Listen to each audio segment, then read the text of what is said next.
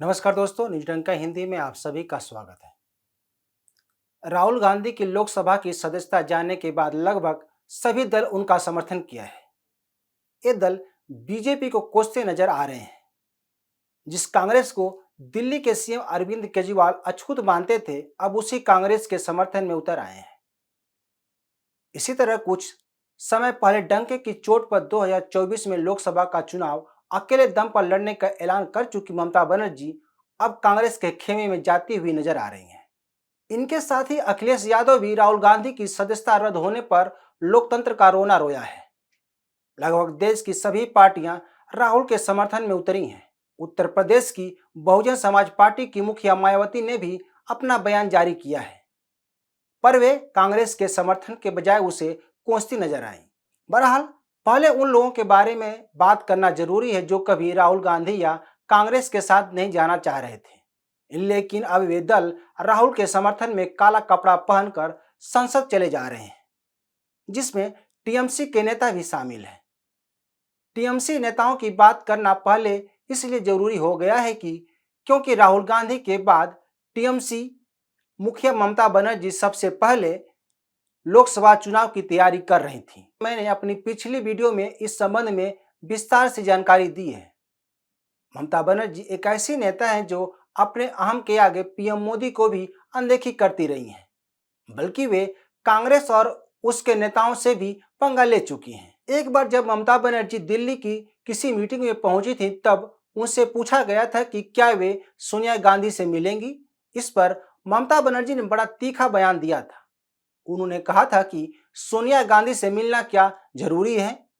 क्या संविधान में ऐसा कुछ लिखा है कि उनसे जरूर मिला जाए?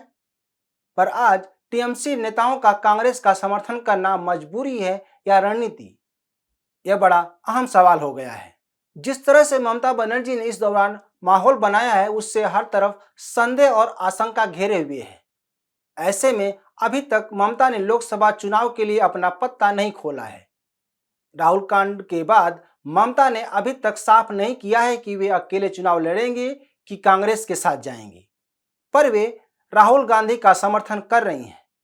माना जा रहा है कि यह असमंजस अभी बरकरार रहेगा जब तक कि राहुल गांधी पर कोर्ट फैसला नहीं दे देती।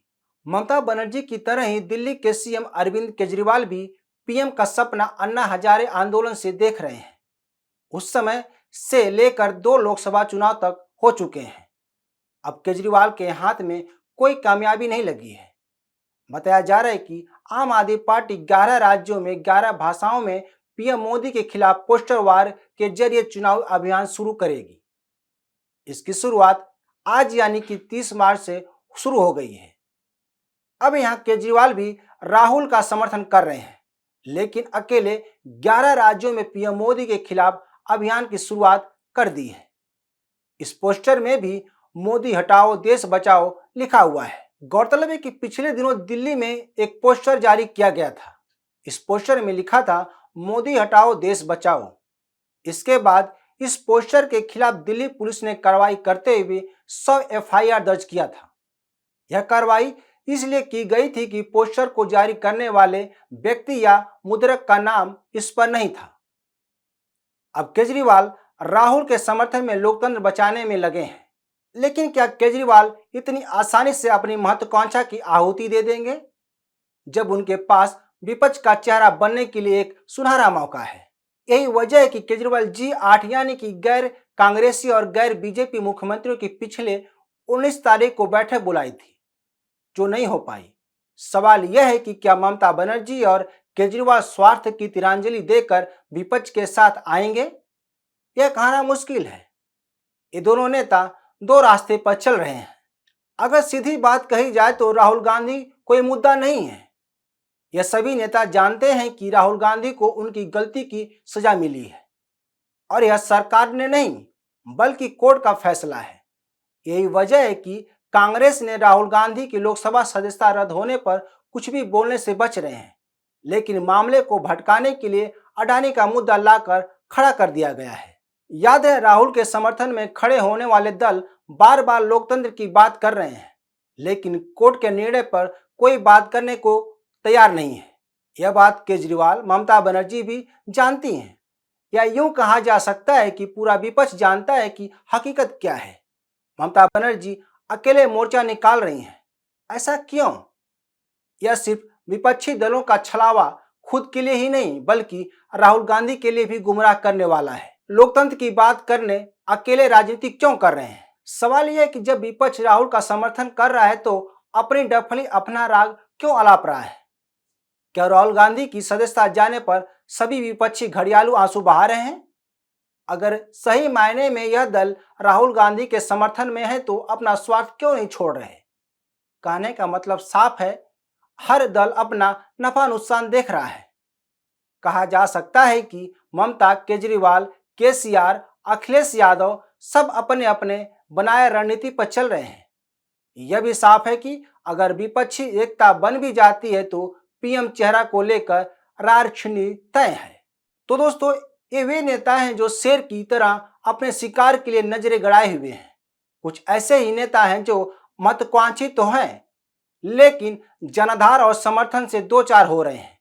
बिहार में मुख्यमंत्री नीतीश कुमार है, तो उत्तर प्रदेश में मायावती, जो अपने वजूद के लिए लड़ते हुए दिखाई दे रहे हैं।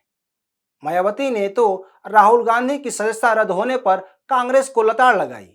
उन्होंने ट्वीट किया है कि कांग्रेस को यह जरूर सोचना चाहिए कि 1975 में जो कुछ हुआ वह क्या सही था, जो अब राहुल गांधी के साथ हुआ वह कितना सही है। मायावती इस मामले में कांग्रेस को ही कटघरे में खड़ा करती दिखाई दे रही हैं। मायावती राहुल का न तो समर्थन किया है न विरोध किया है, लेकिन आपातकाल को याद कर कांग्रेस को एक तरह से नसीहत ही दी है। उसी तरह नीतीश कुमार भी राहुल कांड पर चुप्पी साध कर बड़ा सवाल खड़ा कर दिया है। जो कुछ दिन पहले विपक्ष को एकजुट करने चले थे, अब एकांतवास में है। नीतीश कुमार के बारे में फिलहाल कई तरह की बातें कही जा रही है। कहा जा रहा है कि नीतीश कुमार एक बार फिर पलटी मारने वाले हैं। बता दें कि नीतीश कुमार 2 दिन पहले ही बीजेपी के नेता संजय मयूख के घर गए थे, जो बिहार बीजेपी का जाना माना चेहरा है। संजय मयूख को अमित शाह का करीबी माना जाता है। इसके बाद से कई तरह की अटकलें लगने शुरू हो गई है।